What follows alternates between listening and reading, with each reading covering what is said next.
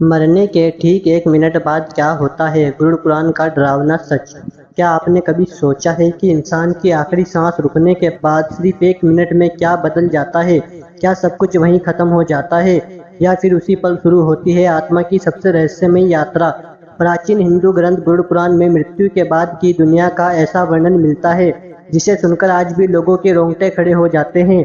कहा जाता है कि जब शरीर शांत हो जाता है तब आत्मा पहली बार उस सच को देखती है जिसे जीवित इंसान कभी नहीं देख पाता। आज की इस कहानी में हम जानेंगे मरने के ठीक 1 मिनट बाद आत्मा के साथ क्या होता है। क्या सच में यमदूत आते हैं? क्या आत्मा को दर्द महसूस होता है? और आखिर वैतरणी नदी का रहस्य क्या है? मान्यता के अनुसार जब किसी व्यक्ति की अंतिम सांस चल रही होती है तब उसका पूरा जीवन उसकी आंखों के सामने घूमने लगता है। कहा जाता है कि उस क्षण इंसान के अच्छे और बुरे कर्म एक एक करके सामने आने लगते हैं। फिर आता है वो पल जब प्राण शरीर को छोड़ देते हैं।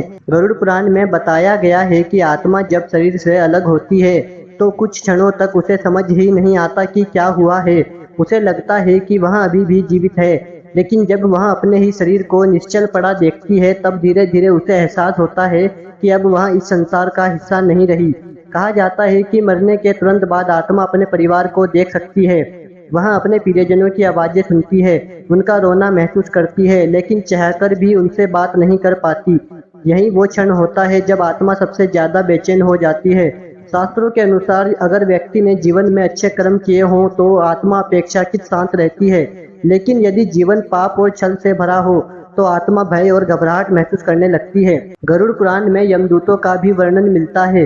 कहा जाता है कि मृत्यु के बाद कुछ आत्माओं को लेने यमदूत आते हैं। उनका रूप इतना भयानक बताया गया है कि सामान्य आत्मा उन्हें देखकर कांप उठती है। हालांकि यह वर्णन धार्मिक मान्यताओं पर आधारित है।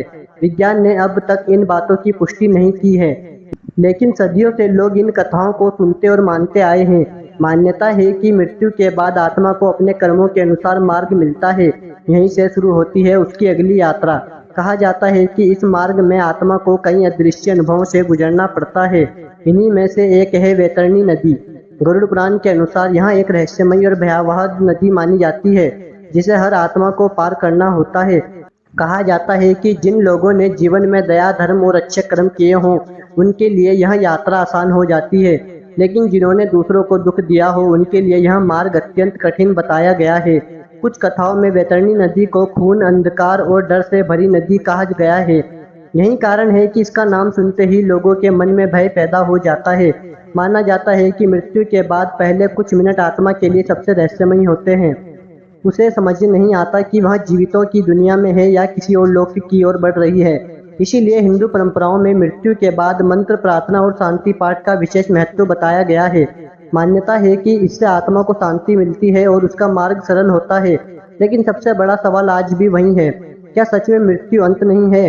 क्या आत्मा वास्तव में एक नई यात्रा पर निकलती है या फिर यह सब केवल एक आस्था और विश्वास की बातें हैं? सच चाहे जो भी हो, मृत्यु का रहस्य आज भी इंसानों के लिए सबसे बड़ा रहस्य बना हुआ है। और शायद इसी कारण गुरु पुराण जैसी कथाएं लोगों को सोचने पर मजबूर कर देती हैं कि जीवन में किए गए कर्म ही आखिर में सबसे ज्यादा मायने रखते हैं। तो आप क्या मानते हैं? क्या मृत्यु के बाद सच में आत्मा की यात्रा शुरू होती है या फिर यह केवल धार्मिक विश्वास है? कमेंट में अपनी राय जरूर बताएं।